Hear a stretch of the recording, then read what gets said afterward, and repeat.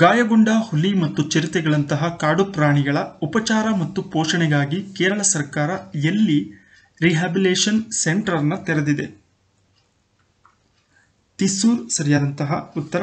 ಕೇರಳ ಸರ್ಕಾರ ತ್ರಿಸ್ಸೂರ್ ಹತ್ತಿರದ ಪುತೂರ ಎನ್ನುವಂತಹ ಪ್ರದೇಶದಲ್ಲಿ ವಯಸ್ಸಾದ ಮತ್ತು ಗಾಯಗೊಂಡಂತಹ ಹುಲಿ, ಚಿರತೆ ಮುಂತಾದಂತಹ ವನ್ಯಜೀವಿಗಳಿಗಾಗಿ ಚಿಕಿತ್ಸೆ ಮತ್ತು ಸಂರಕ್ಷಣೆಗಾಗಿ ರಿಹ್ಯಾಬಿಲಿಟೇಷನ್ ಸೆಂಟರ್ ಅನ್ನು ಸ್ಥಾಪನೆ ಮಾಡಿದೆ.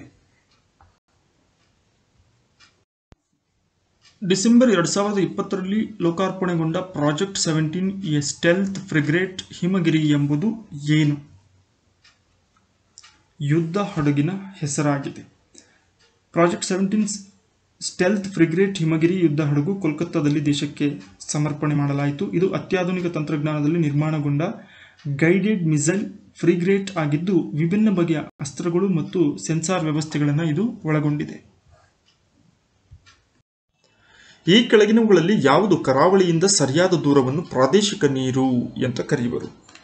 20 nautical mile, 30 nautical mile, 12 nautical mile, 15 nautical mile. ಇದಕ್ಕೆ ಸರಿ ಉತ್ತರ 12 ನಾಟಿಕಲ್ ಮೈಲುಗಳು. ಸಾಗರದ ವಿಶಾಲತೆಯನ್ನು ನಾಟಿಕಲ್ ಮೈಲುಗಳ ಮೂಲಕ ಅಳೆಯಲಾಗುತ್ತದೆ. 1 ನಾಟಿಕಲ್ ಮೈಲು ಎಂದರೆ 1852 ಮೀಟರ್ಗಳು. ಯಾವ ಪ್ರಾಣಿ ವಿಶ್ವ ವನ್ಯಜೀವಿ ನಿಧಿಯ ಸಂಕೇತವಾಗಿದೆ? ಡಾಲ್ಫಿನ್, ಕಾಂಗರೂ, ಹುಲಿ, ದೈತ್ಯ ಪಾಂಡ್ಯ.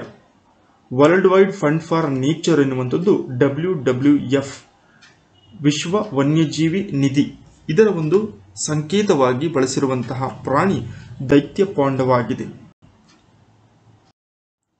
ಯಾವ ಸಮುದ್ರವು ಅತಿ ಹೆಚ್ಚು ಲವಣಾಂಶಕ್ಕೆ ಹೆಸರುವಾಗಿದೆ? ಅತಿ ಹೆಚ್ಚು ಲವಣತೆಯನ್ನು ಹೊಂದಿರುವಂತಹ ಸಮುದ್ರ ಯಾವುದು? ಕೆಂಪು ಸಮುದ್ರ, ಮೃತ ಸಮುದ್ರ, ಕ್ಯಾಸ್ಪಿಯನ್ ಸಮುದ್ರ, ಮೆಡಿಟರೇನಿಯನ್ ಸಮುದ್ರ.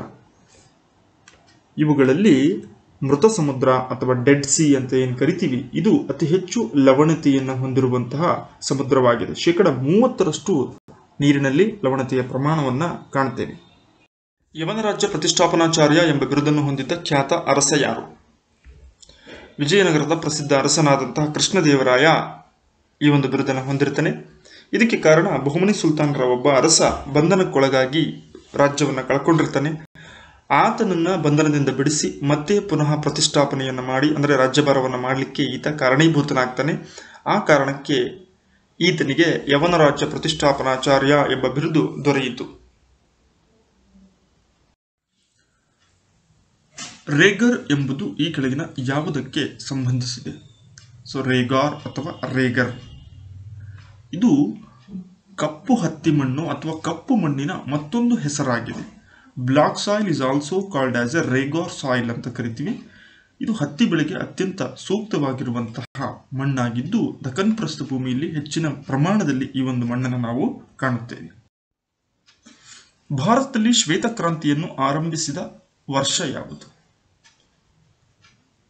1970, 1965, 1975, 1978. ಶ್ವೇತಕ್ರಾಂತಿ ಅಂದರೆ ಹಾಲಿನ ಉತ್ಪಾದನೆಯಲ್ಲಿ ಉಂಟಾದಂತಹ ಅಭಿವೃದ್ಧಿಯನ್ನು ಶ್ವೇತಕ್ರಾಂತಿ ಅಂತ ಕರಿತೀವಿ. ಹಾಗಾದರೆ ಇದು ಆರಂಭವಾದಂತಹ ವರ್ಷ 1970. ಈ ಕೆಳಗಿನ ಯಾವುದು ಬೌದ್ಧ ಸನ್ಯಾಸಿಗಳ ಜೀವನ ಕ್ರಮದ ಬಗ್ಗೆ ವಿವರಿಸುತ್ತದೆ? ಸುತ್ತಪಿಟಕ, ಅಭಿಧಮ್ಮ ಪಿಟಕ, ವಿನಯ ಪಿಟಕ ಮತ್ತು ಅಷ್ಟಾಂಗ ಮಾರ್ಗಗಳು. ಇದಕ್ಕೆ ಸರಿಯಾದಂಥದ್ದು ವಿನಯ ಪಿಟಕ ಎನ್ನುವಂಥದ್ದೇನಿದೆ. ಇದು ಬೌದ್ಧ ಸನ್ಯಾಸಿಗಳು ಯಾವ ರೀತಿ ತಮ್ಮ ಜೀವನವನ್ನು ಸಾಗಿಸಬೇಕು, ಅನುಸರಿಸಬೇಕಾದಂತಹ ನೀತಿ ನಿಯಮಾವಳಿಗಳು ಏನು ಅನ್ನುವಂಥದ್ದನ್ನ ವಿವರಿಸುತ್ತದೆ ವಿನಯ ಪಿಟಕ. ಭಾರತದ ಮೊದಲ ಕಾನೂನು ಅಧಿಕಾರಿ ಯಾರಾಗಿರುತ್ತಾರೆ? ಸರ್ಕಾರದ ಪರವಾಗಿ ಮೊದಲ ಕಾನೂನು ಅಧಿಕಾರಿ ಅಂತೇಳಿ ಯಾರನ್ನ ಕರಿತೀವಿ? ಅಟಾರ್ನಿ ಜನರಲ್, ಸುಪ್ರೀಂ ಕೋರ್ಟ್ನ ಮುಖ್ಯ ನ್ಯಾಯಮೂರ್ತಿಗಳು, ಕೇಂದ್ರ ಕಾನೂನು ಸಚಿವರು, ಪ್ರಧಾನಮಂತ್ರಿ. ಇದಕ್ಕೆ ಸರಿ ಉತ್ತರ AG ಅಥವಾ ಅಟಾರ್ನಿ ಜನರಲ್ ಆಫ್ ಇಂಡಿಯಾ ಅಂತ ಕರಿತೀವಿ. ಇವರು ಭಾರತದ ಯಾವುದೇ ನ್ಯಾಯಾಲಯದಲ್ಲಿ ಸರ್ಕಾರದ ಪರವಾಗಿ ವಾದ ಮಂಡಿಸುವಂತಹ ಅಧಿಕಾರವನ್ನು ಹೊಂದಿರ್ತಾರೆ. ಹಾಗಾಗಿ ಇವರನ್ನ ಭಾರತದ ಮೊದಲ ಕಾನೂನು ಅಧಿಕಾರಿ ಅಂತಲೂ ಕೂಡ ಕರೆಯುತ್ತಾರೆ. ವಿಪತ್ತು ನಿರ್ವಹಣಾ ಪರಿಹಾರ ನಿಧಿಯ ಬಗ್ಗೆ ವಿವರಿಸುವ ವಿಧಿ ಯಾವುದು? ಸಂವಿಧಾನದ 267ನೇ ವಿಧಿ ಏನಿದೆ, ವಿಪತ್ತು ನಿರ್ವಹಣಾ ಪರಿಹಾರ ನಿಧಿಯ ಬಗ್ಗೆ ಅಥವಾ ಕಾಂಟಿಜೆನ್ಸಿ ಫಂಡ್ನ ಬಗ್ಗೆ ಮಾಹಿತಿಯನ್ನು ನೀಡುತ್ತದೆ. ನೈಸರ್ಗಿಕ ವಿಕೋಪದಂತಹ ಸಂದರ್ಭಗಳಲ್ಲಿ ಆಗುವಂತಹ ಅನಾಹುತಕ್ಕೆ ಪರಿಹಾರ ಕ್ರಮಗಳನ್ನು ಕೈಗೊಳ್ಳುವ ಸಲುವಾಗಿ ಈ ಒಂದು ನಿಧಿಯನ್ನ ಬಳಕೆಯನ್ನು ಮಾಡಿಕೊಳ್ಳಲಾಗುತ್ತೆ. ಇದು ರಾಷ್ಟ್ರಪತಿಯವರ ವಿವೇಚನಾಧಿಕಾರವನ್ನು ಬಳಸಿ ಈ ಒಂದು ಪರಿಹಾರ ನಿಧಿಯಿಂದ ಹಣವನ್ನು ಪಡೆದುಕೊಳ್ಳಲಾಗುತ್ತೆ. ಪೋಸ್ಟ್ ಆಫೀಸ್ ಕೃತಿಯ ಲೇಖಕರು ಯಾರು? ಇದಕ್ಕೆ ಸರಿಯಾದ ಉತ್ತರ ರವೀಂದ್ರನಾಥ್ ಟ್ಯಾಗೋರ್. ಮಹಾತ್ಮ ಗಾಂಧೀಜಿಯವರಿಂದ ಗುರುದೇವ ಎಂದು ಕರೆಸಿಕೊಂಡಂತಹ ರವೀಂದ್ರನಾಥ್ ರವರು ಗೀತಾಂಜಲಿ ಎನ್ನುವಂಥ ಪ್ರಮುಖ ಕೃತಿಯನ್ನು ರಚನೆ ಮಾಡ್ತಾರೆ. ಈ ಒಂದು ಕೃತಿಗೆ 1913ರಲ್ಲಿ ನೊಬೆಲ್ ಬಹುಮಾನವೂ ಕೂಡ ಸಿಗುತ್ತೆ. ಅವರ ಇತರ ಕೃತಿಗಳಲ್ಲಿ ಪೋಸ್ಟ್ ಆಫೀಸ್ ಎನ್ನುವಂತಹ ಕೃತಿಯು ಸಮೇತ ಒಂದು. ಬುದ್ಧನ ಪ್ರಥಮ ಪ್ರವಚನವನ್ನು ಏನೆಂದು ಕರೆಯುವರು? ಧರ್ಮಚಕ್ರ ಪ್ರವರ್ತನ. ಬುದ್ಧನು ಜ್ಞಾನೋದಯವನ್ನು ಪಡೆದ ನಂತರ ತನ್ನ ಶಿಷ್ಯಂದರಿಗೆ ಬೋಧಿಸಿದಂಥ ಮೊದಲ ಬೋಧನೆಯನ್ನ ಬೌದ್ಧ ಧರ್ಮದಲ್ಲಿ ಧರ್ಮಚಕ್ರ ಪ್ರವರ್ತನ ಎಂದು ಕರೆಯುವರು. ಇವುಗಳಲ್ಲಿ ಯಾವುದು ಅಂತಾರಾಷ್ಟ್ರೀಯ ದಿನಾಂಕ ರೇಖೆ ಅಥವಾ ಅಂತಾರಾಷ್ಟ್ರೀಯ ದಿನ ರೇಖೆ ಅಂತ ಕರಿತೀವಿ?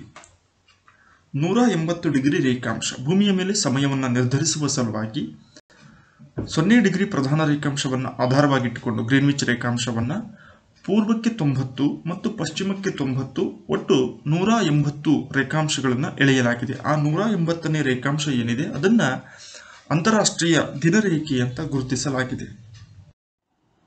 ಅಕ್ಷಾಂಶದ ಪ್ರತಿಯೊಂದು ಡಿಗ್ರಿ ಇದಕ್ಕೆ ಸಮನಾಗಿರುತ್ತದೆ. 101 ಕಿಲೋಮೀಟರ್, 120 ಕಿಲೋಮೀಟರ್, 111 ಕಿಲೋಮೀಟರ್, 150 ಕಿಲೋಮೀಟರ್. ಈ ಪ್ರಶ್ನೆಯನ್ನು ಹೀಗೂ ಅರ್ಥ ಮಾಡ್ಕೊಳ್ಬಹುದು. ಒಂದು ಅಕ್ಷಾಂಶದಿಂದ ಮತ್ತೊಂದು ಅಕ್ಷಾಂಶಕ್ಕೆ ಇರುವಂತಹ ದೂರ ಅದು 111 ಕಿಲೋಮೀಟರ್ಗಳು. ಫತೇಪುರ್ ಸಿಕ್ರಿಯನ್ನು ಮೊಘಲ್ ಸಾಮ್ರಾಜ್ಯದ ರಾಜಧಾನಿಯಾಗಿ ಡ್ಯಾಶ್ ಸ್ಥಾಪಿಸಿದರು.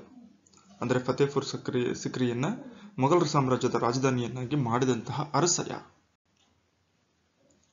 ಮೊಘಲ್ ವಂಶದ ಅತ್ಯಂತ ಪ್ರಸಿದ್ಧ ಅರಸನಾದಂತಹ ಅಕ್ಬರ್ ಫತೇಪುರ್ ಸಿಕ್ರಿಯನ್ನ ಮೊಘಲ್ ಸಾಮ್ರಾಜ್ಯದ ರಾಜಧಾನಿಯನ್ನಾಗಿ ನೂತನ ನಗರವನ್ನು ಕೂಡ ನಿರ್ಮಾಣ ಮಾಡಿಕೊಳ್ತಾನೆ.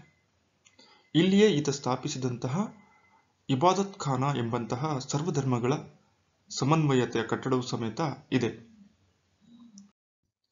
ಯಾವ ದೇಶದ ನಡುವೆ ಮ್ಯಾಜಿನೋಟ್ ಲೈನ್ ಅಸ್ತಿತ್ವದಲ್ಲಿದೆ?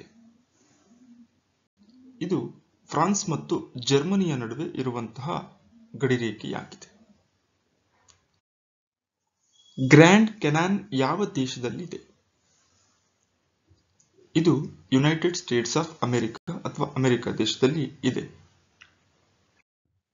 ಈ ಕೆಳಗಿನ ಯಾವ ಹರಪ್ಪಾ ತಾಣದಲ್ಲಿ ದಂಪತಿಗಳ ಸಮಾಧಿ ಕಂಡು ಬಂದಿದೆ? ಪ್ರಮುಖವಾದ ಪ್ರಶ್ನೆ. ಪ್ರಾಚೀನ ಭಾರತದ ಇತಿಹಾಸಕ್ಕೆ ಸಂಬಂಧಪಟ್ಟ ಹಾಗೆ ನಾಗರಿಕತೆಗಳಲ್ಲಿ ಬರುವಂತಹ ಪ್ರಶ್ನೆ. ಲೋಥಾಲ್ನಲ್ಲಿ ದಂಪತಿಗಳ ಸಮಾಧಿ ಕಂಡು ಬಂದಿದೆ. ಈ ಕೆಳಗಿನವುಗಳಲ್ಲಿ ಯಾವುದನ್ನು ಭಾರತದ ವಜ್ರ ನಗರ ಡೈಮಂಡ್ ಸಿಟಿ ಆಫ್ ಇಂಡಿಯಾ ಅಂತ ಕರಿತೀವಿ? ಸೂರತ್ ಅನ್ನ ಕರಿತೀವಿ. ವಜ್ರಗಳ ಸಂಸ್ಕರಣೆಗೆ ಅತ್ಯಂತ ಪ್ರಮುಖವಾಗಿರುವಂತಹ ಕೈಗಾರಿಕೋತ್ಪನ್ನ ಕೇಂದ್ರವಾಗಿದೆ Surat. National institute of agricultural marketing ಎಲ್ಲಿದೆ? NIAM. ಇದು ರಾಜಸ್ಥಾನದ ಜೈಪುರದಲ್ಲಿ ಇದೆ. ಸಿಂಧೂ ಕಣಿವೆಯ ನಾಗರಿಕತೆಯ ಕೆಳಗಿನ ಯಾವ ತಾಣಗಳಲ್ಲಿ ನೌಕಾನೆಲೆಯು ಕಂಡು ಬಂದಿದೆ? ಹಡಗು ನಿಲ್ದಾಣ ಅಂತಾನೂ ಕೂಡ ಕರಿಬಹುದು, ನೌಕಾನೆಲೆ ಅಂತಾನೂ ಕೂಡ ಕರಿಬಹುದು. ಇದು ಲೋಥಾಲ್ನಲ್ಲಿ ಕಂಡು ಬಂದಿದೆ. ಕಳಿಂಗದ ರಾಜ ಕಾರ್ವೇಲನು ಈ ಕೆಳಗಿನ ಯಾವ ರಾಜವಂಶದೊಂದಿಗೆ ಸಂಬಂಧ ಹೊಂದಿದ್ದನು? ಇದಕ್ಕೆ ಸರಿ ಉತ್ತರ ಮಹಾಮೇಘವಾಹನ ಎಂಬ ರಾಜವಂಶದೊಡನೆ ಈತನು ಸಂಬಂಧವನ್ನ ಹೊಂದಿದ್ದನು. ಅರಣ್ಯ ಸಂರಕ್ಷಣಾ ಕಾಯ್ದೆಯನ್ನು ಯಾವ ವರ್ಷದಲ್ಲಿ ಅಂಗೀಕರಿಸಲಾಯಿತು? 1980ರಲ್ಲಿ ಅರಣ್ಯ ಸಂರಕ್ಷಣಾ ಕಾಯ್ದೆಯನ್ನು ಅಂಗೀಕಾರ ಮಾಡಲಾಯಿತು. ಬೌದ್ಧ ಧರ್ಮದಲ್ಲಿ ತ್ರಿರತ್ನ ಎಂದರೆ ಏನು? ಇದಕ್ಕೆ ಸರಿ ಉತ್ತರ ಬುದ್ಧ, ಧಮ್ಮ ಅಂದರೆ ಧರ್ಮ ಮತ್ತು ಸಂಘ, ಇವುಗಳನ್ನು ತ್ರಿರತ್ನಗಳೆಂದು ಕರೆಯುತ್ತಾರೆ.